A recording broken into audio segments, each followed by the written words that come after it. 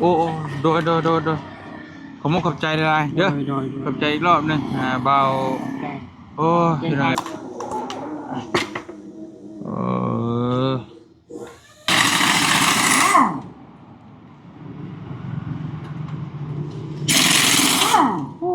ญี่ปุ่นอุ้ย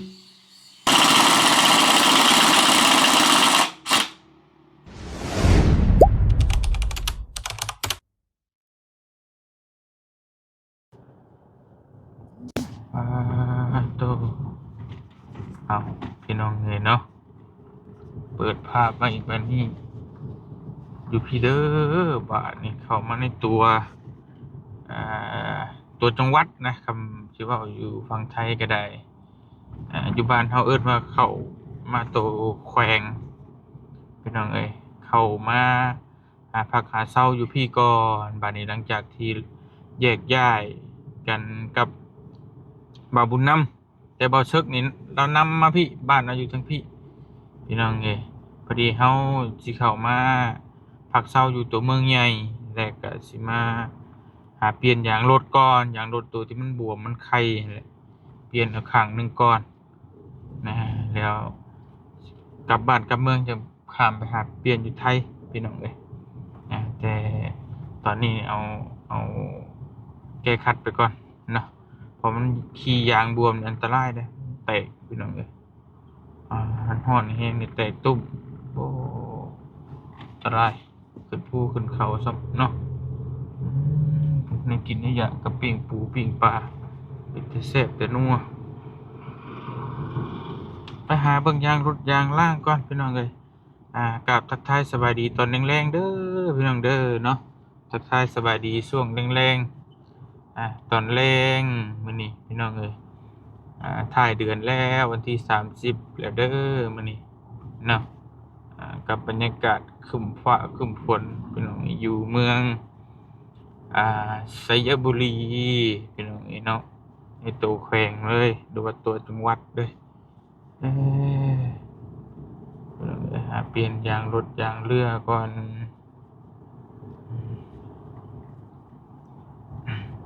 เอ่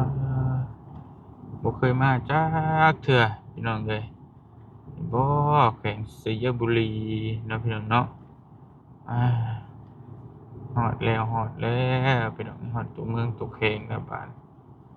เอ๊โอ้นี่สนามบินอันนี้โอ้วันเวย์บ่อ๋อชูข้ามหัวขึ้นเลยเป็นเมนแต่เบิ่ง อ๋อไปมีหลายแยกหลายจ่อยอืม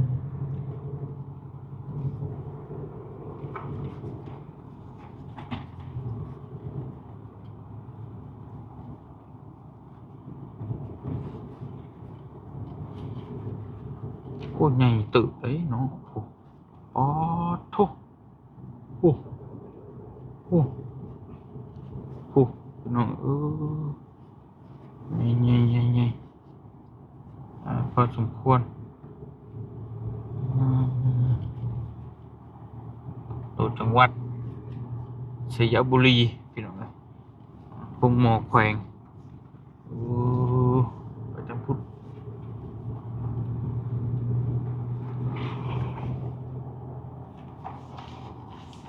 ไปพี่น้องเลยเฮาก็หาเปลี่ยนยางรถยางล่าก่อนบาดนี้เดี๋ยวมันสิค่ำสิมืดก็ปิดห้านคือเก่าเนาะ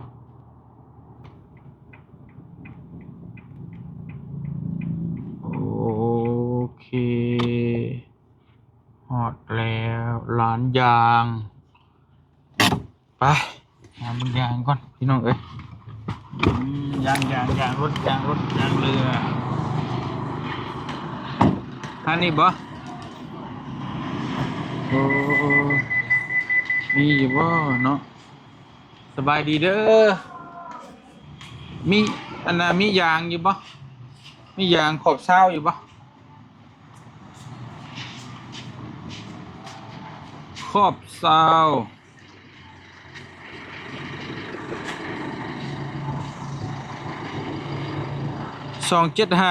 275 ทับห้าห้า ไม่มีเบอร์นี่ มีเบอร์ได้ใช่ไหม มีแต่ช่อง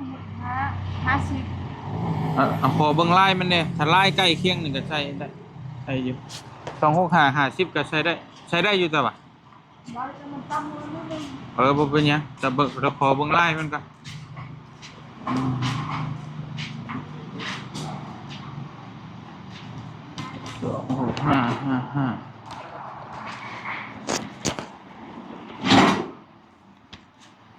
เป็นไรเนี่ย อืม เป็นไร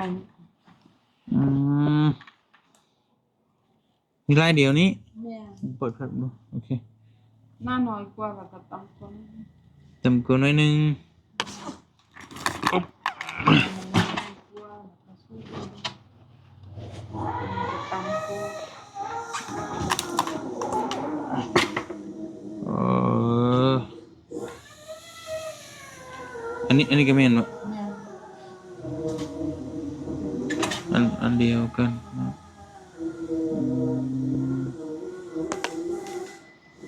เส้นเท่าไหรอันนี้ เป็น2,000 ว้า2,800,000เป็นเงินบาทเท่าไหร่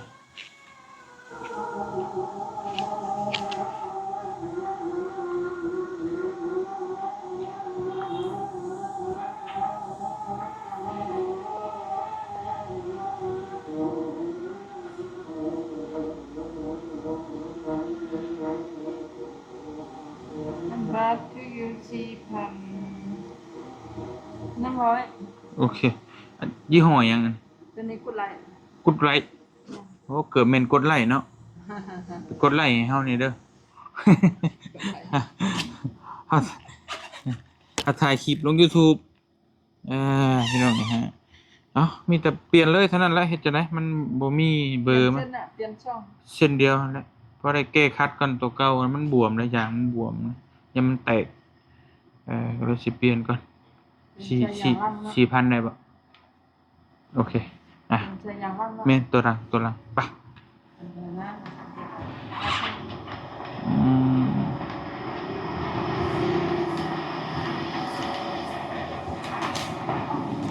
เอ่อ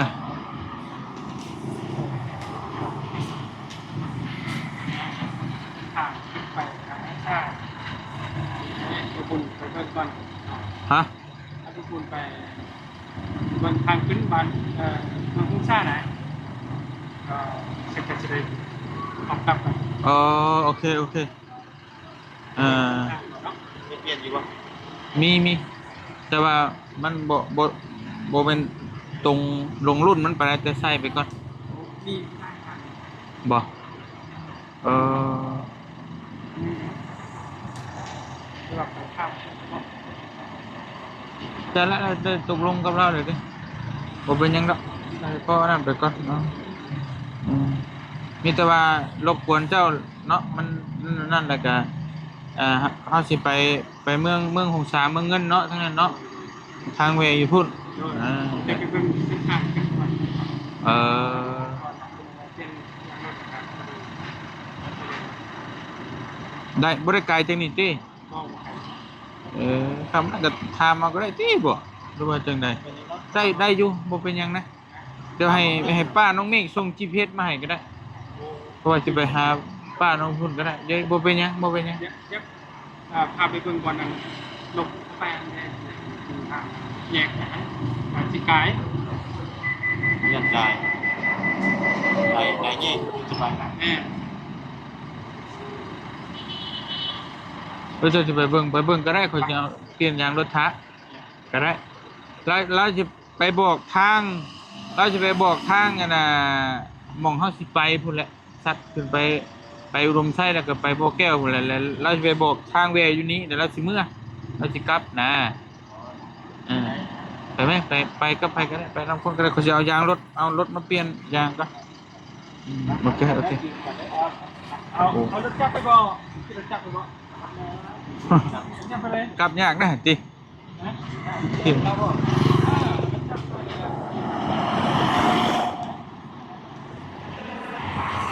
อันน่ะเอาลังเรือหน้าเข้าเอาลังเรือหน้าเข้าโอเค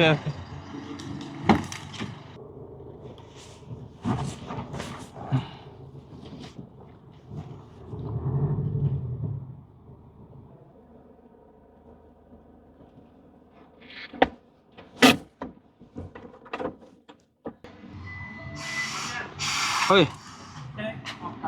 โอ้โดยขอบคุณขอบใจเลยเด้อขอบใจอีกรอบหนึงเบาโอ้ยยังไงบ่ชึกโดยมีโอกาสเจอกันไหมเด้อในใดก็เด้อขอบคุณขอบใจหลายๆต้อนรับเป็นอย่างดี ค่อยไปค่อยมาเจ้าก็ได้อันดูพี่บ่ อยู่ทางขึ้นพีอะไร อ๋อ ยันเทียน มันแยกกับพี่อีกโอเคได้แล้วขอบใจหลายๆเด้อในใดก็ วันนั้นนี่เด้อ บ่เป็นหยังท่านี้ก็ขอบใจแหละเนาะแนะนำเป็นอย่างดีพี่น้องเอ้ยเพิ่นก็ถือว่าโอ้ว่าสึกเราก็ได้ถือว่าพาไปทุกหม่องทุกเจเนาะโอเคได้เด้อผมขอบใจหลายๆยันรบกวนเวลาเจ้านี่ค่อยไปค่อยมาฮอดบ้านแล้วก็ชงบอกเนี่ยเด้อโดยไปเราอันนั้นพี่น้องเนาะทางโอ้เราสิไปอีกทางหนึงมาแยกกันอยู่แขวงนี้ทั้งบ่เตียงก็สิไปอีกทางหนึง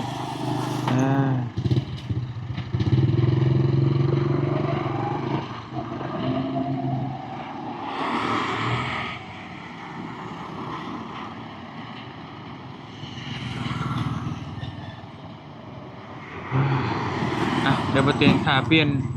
ยางรถก่อนพี่น้องเอ้ย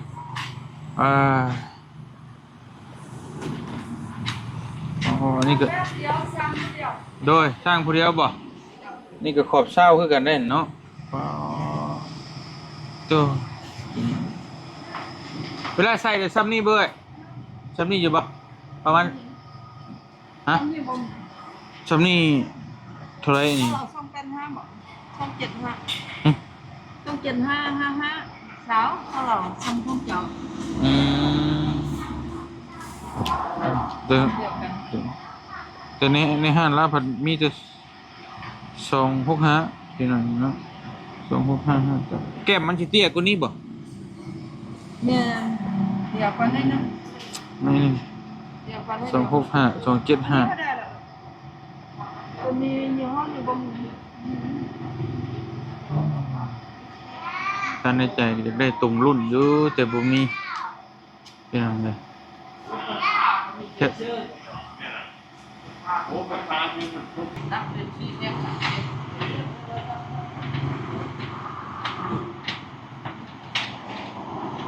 Nó có chắc đẹp có tử.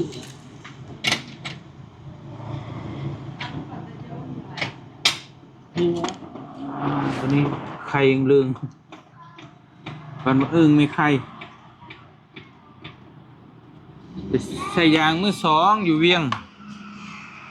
ไข่อึ่งลึงแม่นป้าเจ้าสุดยอดใบอ่อนน้องไปรมไส้บ่อแก้วไปเรื่อยๆมาแต่สวรรค์เขต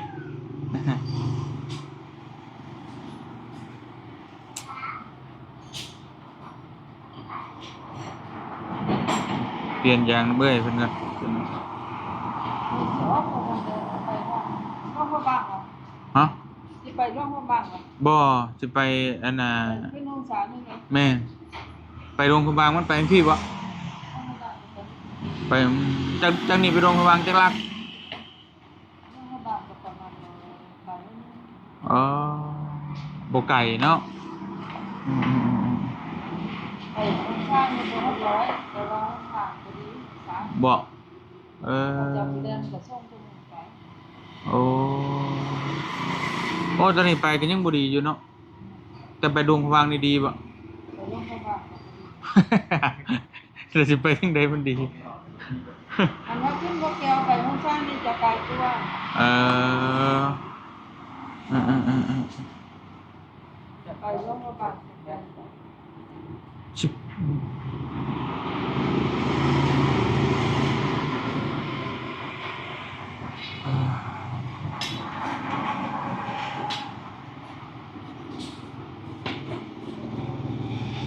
อ่านยาพี่น้องเอ้ยเนาะ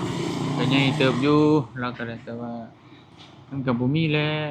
สเปคแบบที่เฮาอยากได้นะต้องหาง่ายๆแล้วก็เดี๋ยวพุ่นละอยู่ถ้าไปเปลี่ยนอยู่ฝั่งไทยเปลี่ยนบ่ได้ใช้แก้คัดก่อนพี่น้องแก้คัดแก้ไขก่อนเนาะอ่า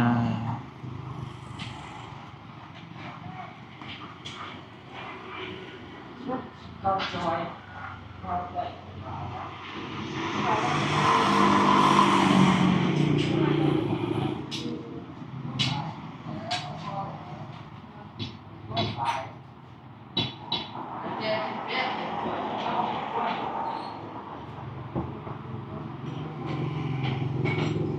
เจบ่พอดีบ่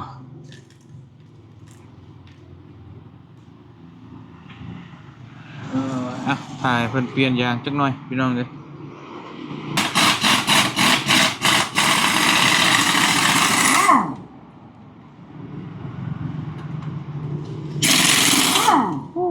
ญี่ปุ่นควันปุ๊บพี่น้อง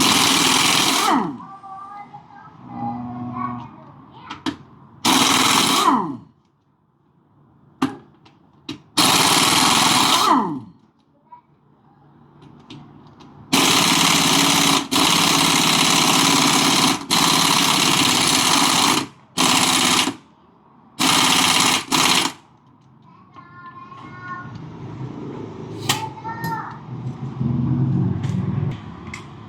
ต้องใส่ตัวนี้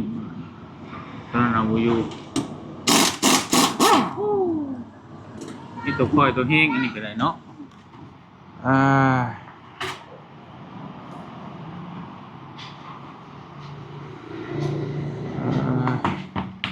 เปลี่ยนใหม่พี่น้องเอ้ย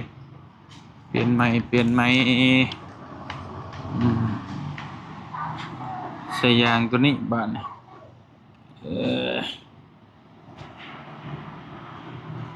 มันก็สีแก้มเตี้ยๆจังหน่อยก็บ่เป็นหยังใส่แก้คัดไปก่อนเนาะ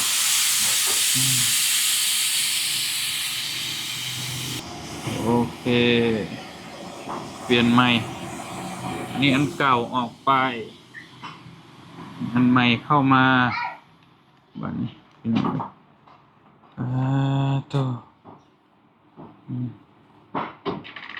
เดินทางเรียบคักอยู่แล้วยางตัวนี้เดินทางลุยนี่เสือเร็วนิดนึง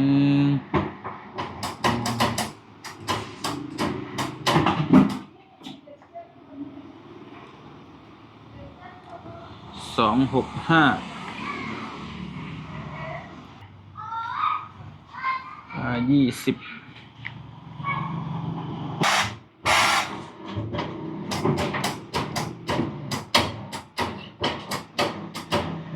ง่ายเนาะง่ายอีกแป๊บเดียวปุ๊บเลยโอ้เรียบร้อย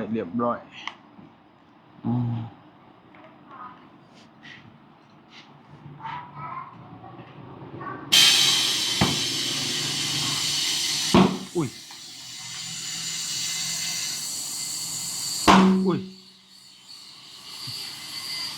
แต่ตับ3 โลด้วย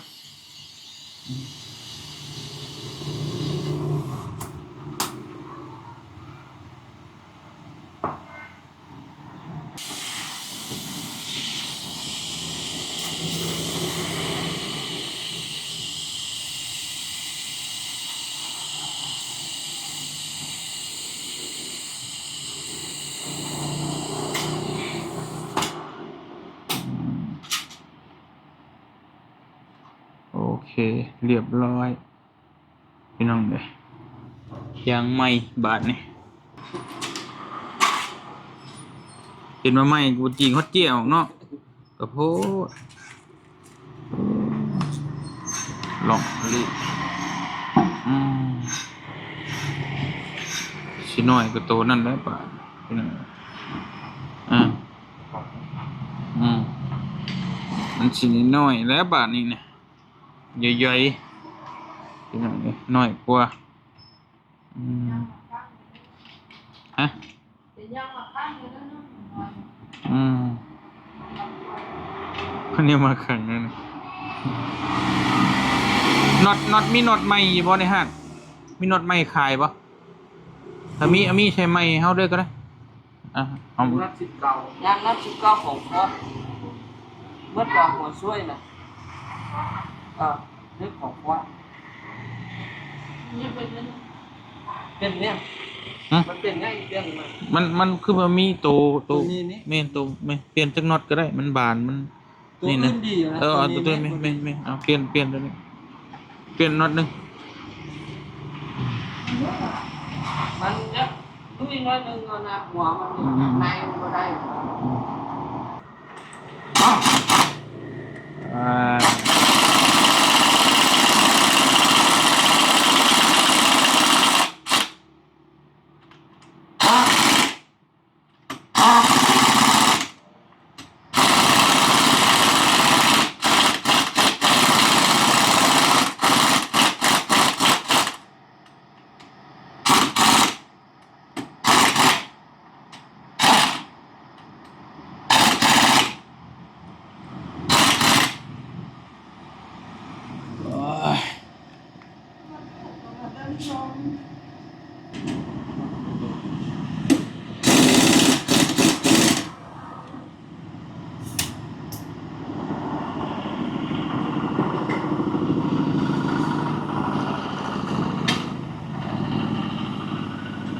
โอเค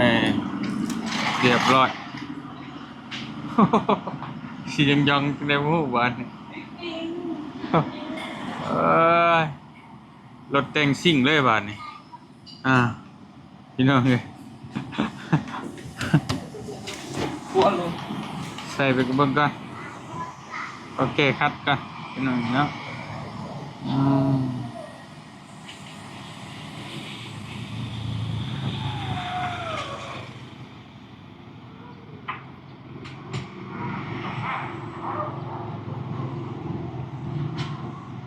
ต่างกันหลายเติบเนาะ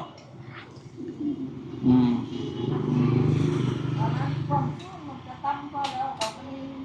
แต่ว่าหน้าหน่อยกว่าแล้วก็ตั้มมันขึ้น ซ้ำขอบ18มันปวดนะไปเนี้ยก็ได้นั่นไปนั่นก่อน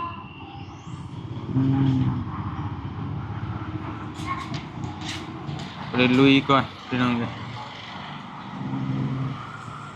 โอเค เรียบร้อยเนาะเท่าไรเอ้ยน็อตตัวนี้ น้อง น็อต4,000จ่ายเงินก่อนเด้อพี่น้อง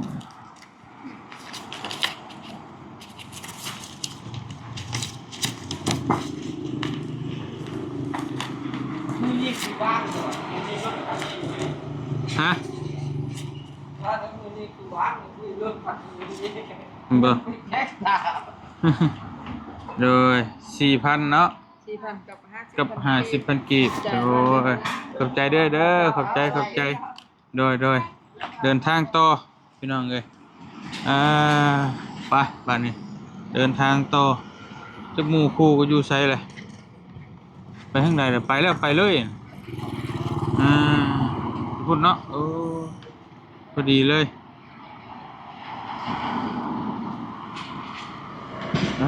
พี่น้องเอ้ยเปลี่ยนยางเรียบร้อยแบบนี้เนาะ หล่มอยู่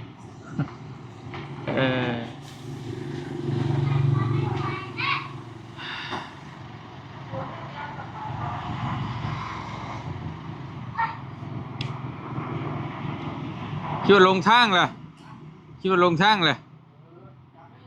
บ่ฮะเรียบร้อยได้เป็น ยางแต่งซิ่งใช่มั้ย ยังไงเป็นได้ ฮะเอามันน้อยกว่าน้อยขนาดมันน้อยกว่าได้อืม ไว้กูก่อฟูเอ้า แต่ใส่เบัด4อันก็คักอยู่ เข่ามันเรื่องกรอบ เอามันเขาก็แม็กเด้อเนาะ แม่นงามอยู่ งามบ่ว่าแต่จะเปลี่ยนเบิดแท้ซะ เดี๋ยวนะ ฮะเปลี่ยนเบิดทุกล้อได้เป็นยังซะ อยู่เนาะ อืม อย่างซิ อย่างเช่น อย่างเช่น การเล่นกัน นี่มีเกี่ยมต่ำเลย แก้มตำเตี้ยเด้มันก็ขนาดมันน้อยกว่า ขนาดใช่26550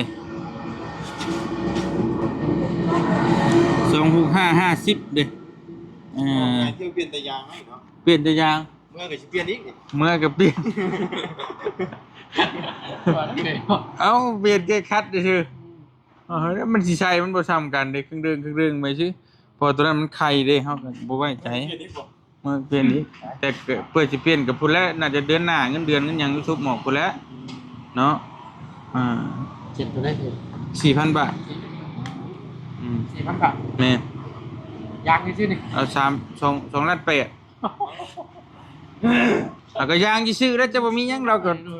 มันก็บ่ได้มีหยังบ่ได้มีถ้วยมีบวง แต่ยาง มีแต่ยางมีแต่โคโล คิดให้ล่ะ พอดีปิดเลย มาทันพอดีเนาะ เนาะป้าชาเดินทางบาทนี้โดยไปหากินข้าวกินน้ำก่อนหิวข้าวเลยเนาะ